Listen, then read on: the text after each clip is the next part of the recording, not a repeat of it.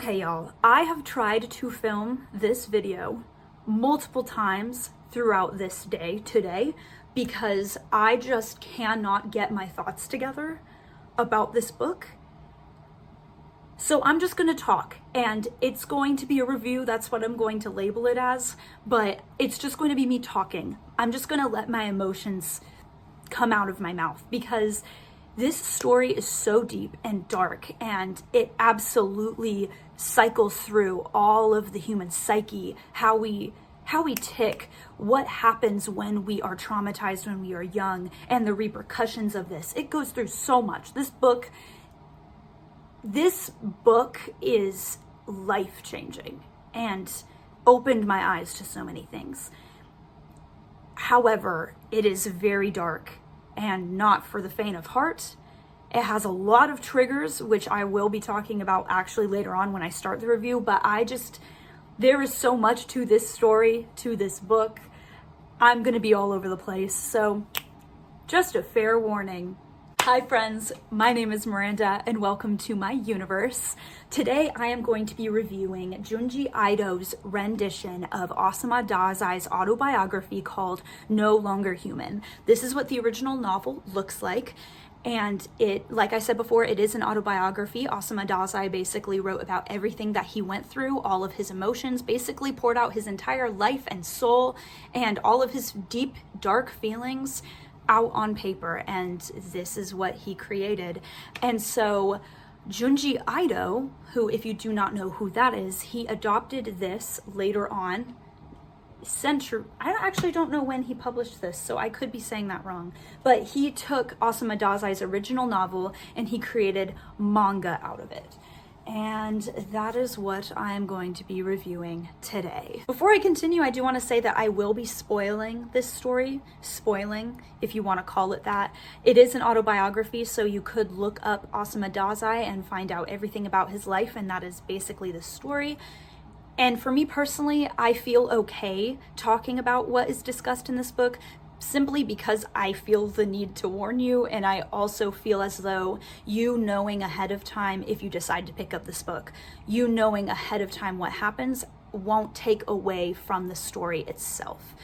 So if you don't want to be spoiled, if you want to pick up this book without knowing anything, feel free to do so and don't watch the rest of this video. Otherwise, welcome aboard. You better strap on in because this is going to be a wild ride. No Longer Human, like I said before, is an autobiography of Osamu Dazai's life, except he portrays it through his main character named Xoxo, who as a young man gets sexually harassed by both males and females, and this leads to a lot of issues later on in his life. Multiple people in his life die. His childhood friend commits suicide after Xoxo made a joke that wasn't meant to be taken seriously, and so this also haunts him as he grows old, and even in his late life, he still sees hallucination of this kid. He has multiple affairs with multiple people, hops from woman to woman. He is an alcoholic, he does drugs, he gets addicted to lots of different things. At one point, he does become a communist as well.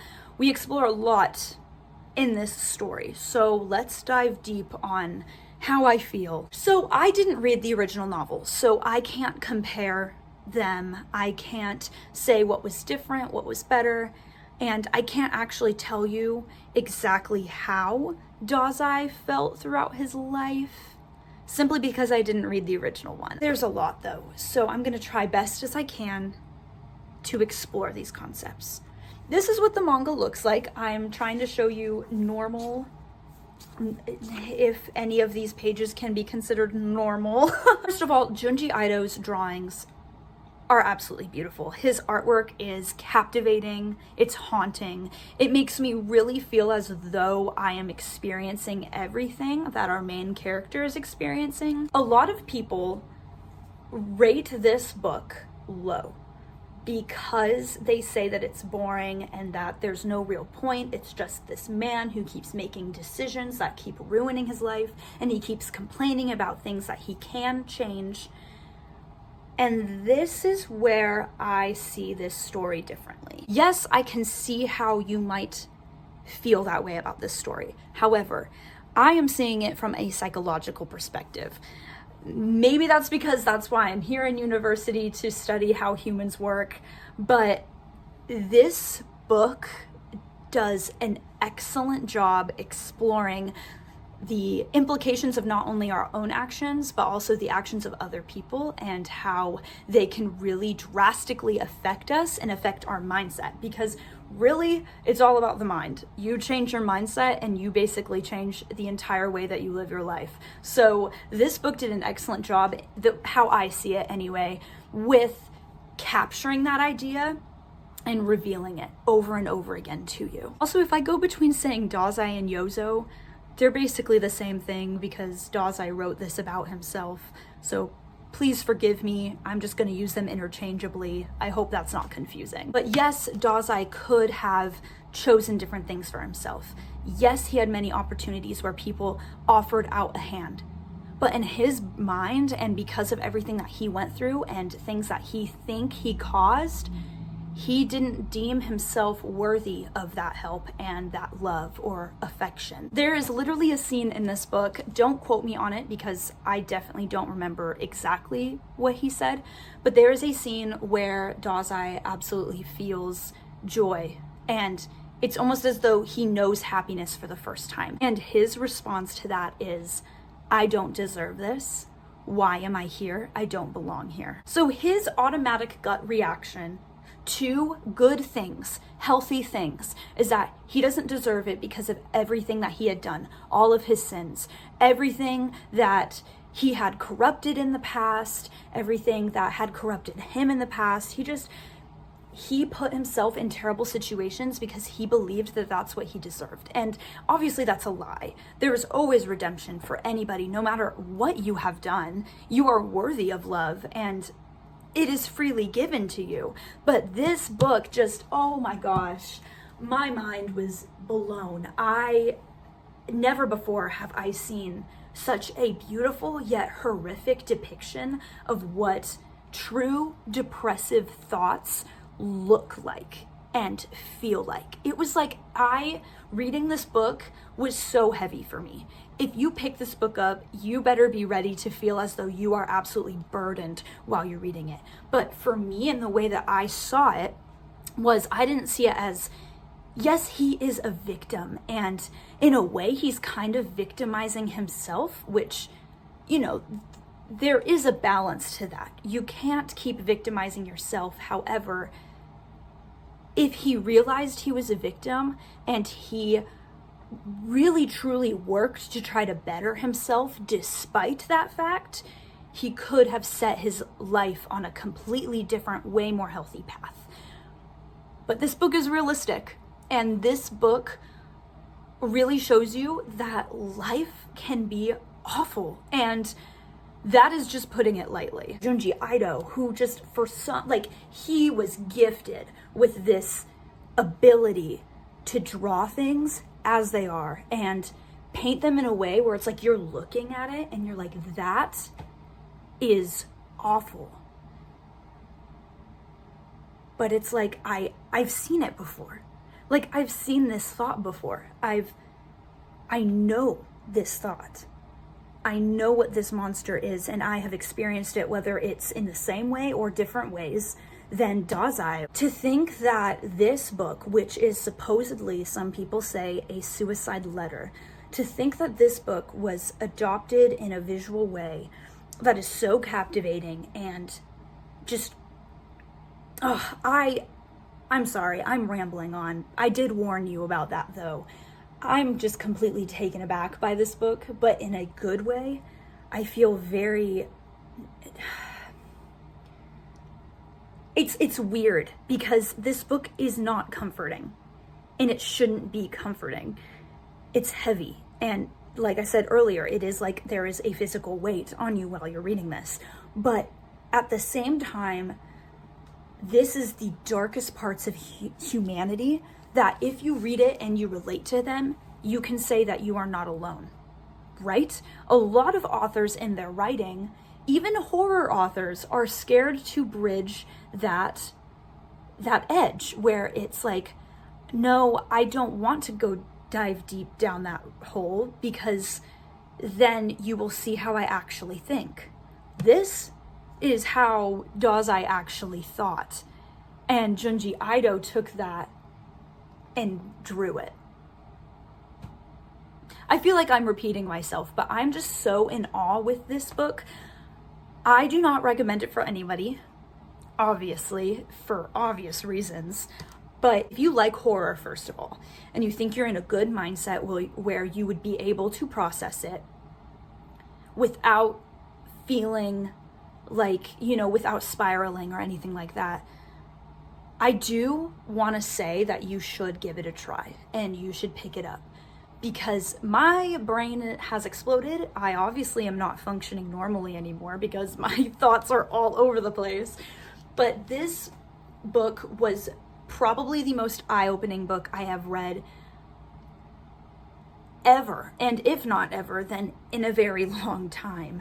It shows you the depths of humanity and the depths of sorrow, and how it's the unfortunate occurrence where things that are out of your control cause things later on in your life that wouldn't have happened if it weren't for the original incident. And trauma is a real thing, and this book absolutely captures that. I don't want to say this book is traumatizing. To some people it could be, hence why, once again, I don't recommend it to everybody. But it is like, you do get secondhand trauma, however, from this book. If you would read this book, no matter what your mindset is, you're going to get secondhand trauma from it some way or another, which basically means that your mind processes it, right? So it knows that it happened. And even knowing that this is a true story that was written by a man who actually committed suicide after, he attempted suicide 5 times, and the 5th he actually succeeded. And you see all of it, and like the book starts off right away with that 5th time, and it doesn't work backwards. It jumps right on into his childhood, but like you just get thrown in. It throws you into the deepest, darkest secrets of Dazai's life, and it is so unfortunate. Like, the entire story is so unfortunate, and I loved it. I did. I think there is something wondrous about being able to tell your story. And even though he is no longer with us, and he honestly, he was not a good guy. He was not a good person. He made a lot of decisions that didn't only harm himself, but harmed a lot of people around him. I believe 6 or 7 people died in situations because of him. And maybe not because of him, but that's how he saw it, you know, which is also unfortunate, because there are a lot of these things that could have been avoided, but they weren't. And that is what makes this book so haunting. And I don't know. I am glad that I read this book. I might even read it again in a few years. If you think that you need to read it, and if you believe that it could be eye-opening to you too, and you're in a stable mindset, I cannot emphasize that enough. Then and only then do I encourage you to try this book out. And if you do, if you've read this book before, if you have differing opinions, please comment down below, because I am still processing this book. I finished it maybe 10 minutes before I started trying to film it.